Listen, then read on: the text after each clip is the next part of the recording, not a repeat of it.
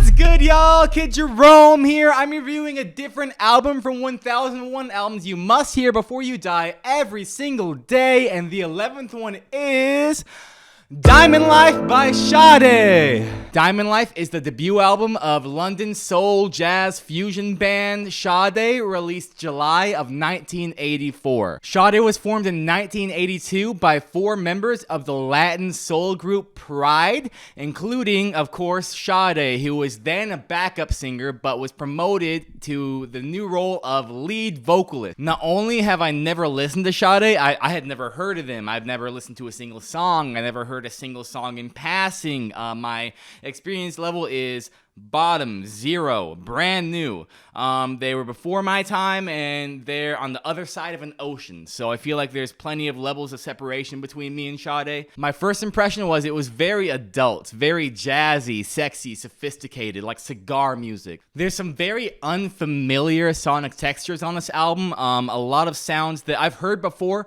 and I'm very familiar with. I mean, it's just saxophones, guitars, trumpets, and the like, but I've never quite heard it in this combination before, presented in this way. It's kind of like elevator music with lyrics, or like Arctic Monkeys without the rock, or like swing music on Downers. Despite the minimalistic sound, there's no shortage of performers on this album. We have the core 4 members. Of course, we have Sade on vocals.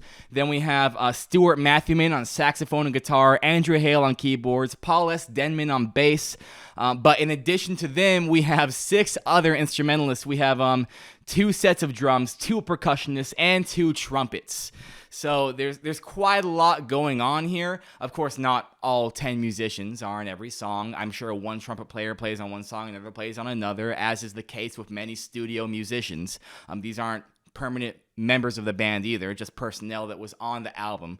But it's quite a lot of players for such a small amount of sound. Everything feels kind of underpronounced, but intentionally.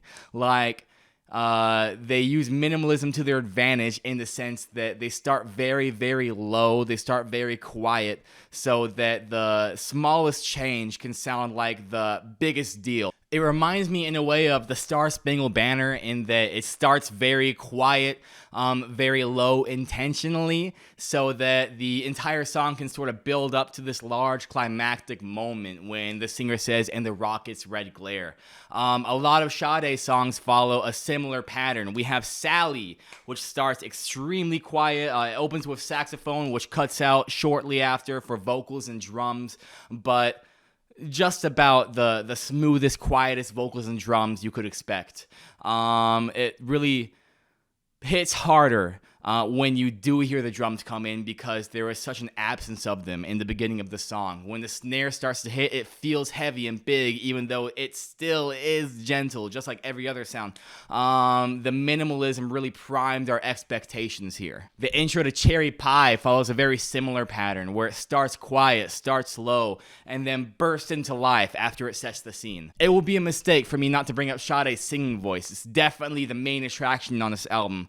At times, this gentle, smooth, and sensual, like on Smooth Operator or the entirety of Your Love Is King.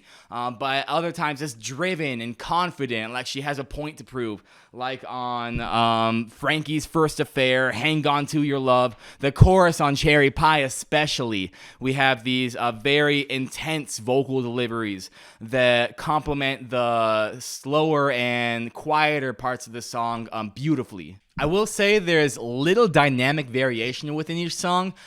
Each song kind of lives in its own bubble and doesn't really stray too far out of its comfort zone. Many tracks come in full force off the jump. Many tracks start with just a saxophone intro. The saxophone intro really feels like a cheat code after a while.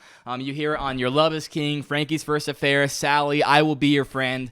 It's a really easy way to kick up a song, and wow, it just works. If you've ever listened to Kenny G, you know exactly what I'm talking about. Sometimes the saxophone just cuts through the mix. It's a very effective way of gaining your attention. It's a very high register instrument, so it definitely stands out amongst the drums and the bass.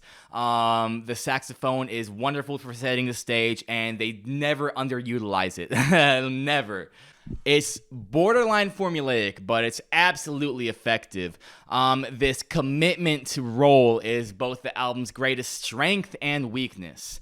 It's a great sound. I love the sound, and I really appreciate every song for what it is. It makes wonderful background music, but an active listen contributed to fatigue. I started to get a little bit tired towards the end. All the songs started to sort of blend together. They became less distinguishable from each other.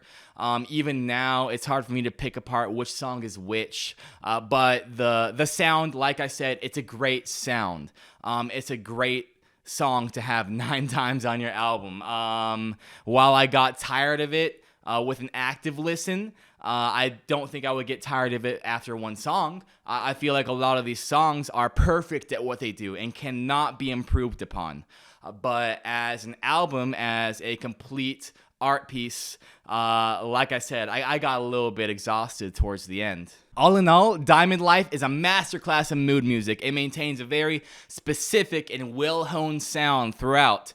Although, as a complete project, it gets a little bit tiresome.